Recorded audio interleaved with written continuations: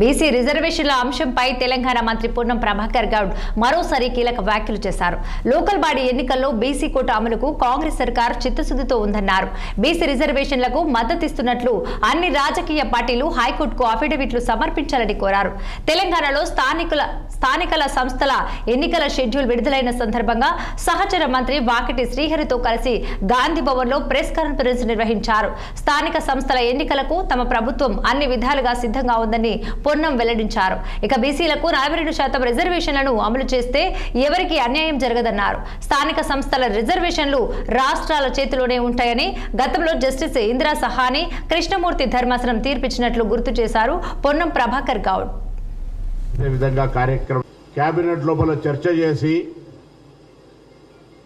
ఆ కేబినెట్ చర్చను శాసనసభలో ఉంచి శాసనసభలో అన్ని రాజకీయ పార్టీల సహకారంతో ఏకగ్రీవంగా బిల్లులు చేసి ఆ బిల్లులను గవర్నర్ గారి దగ్గరికి పంపి ఆ బిల్లులు గవర్నర్ గారు రాష్ట్రపతి గారికి ఆమోదానికి పంపిన అంశం అందరూ మీకు తెలుసు. ఈ సందర్భంగా రాష్ట్రపతి గారు ఆమోదించాలని ఢిల్లీకి వెళ్లి కూడా దేశం మొత్తం మీద ఉన్నటువంటి అన్ని రాజకీయ పార్టీల ఎంపీలతో 2 దఫాలుగా కేంద్ర ప్రభుత్వానికి గౌరవ రాష్ట్రపతి గారికి తెలిసే విధంగా కార్యక్రమం తీసుకున్నాం. గవర్నర్ గారిని అన్ని రాజకీయ పార్టీల పక్షాన పోయి దీనికి వెంటనే పరిష్కార మార్గం చూపెట్టి చట్టబద్ధత కల్పించమని కోరినాం.